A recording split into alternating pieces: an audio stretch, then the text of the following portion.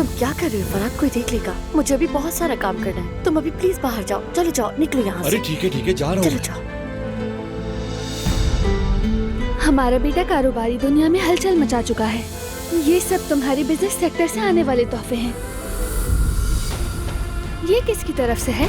मालूम नहीं। चूंकि तोहफा बारान कारापे तक पहुंच गया, अब प्लान के दूसरे मरहले पर जा सकते हैं। मुझे हवेली में दाखिल होना है। क्या बकवास कर रहे हो तुम? बच्चे के बाद बारान ने हद से ज्यादा सिक्योरिटी बढ़ा दी है। हर तरफ गार्ड्स हैं। क्या कोई मसला है? तुम्हारा जानना जरूरी नहीं। क्या शाहिद? क्या ये वही कार है जिसमें शाहिद था? उसे जल्द ही पकड़ना है बाबा। उसे अपनी फैमिली को नुकसान नहीं पहुंचाने देंगे। वो फिर कभी हमारे करीब नहीं आएगा।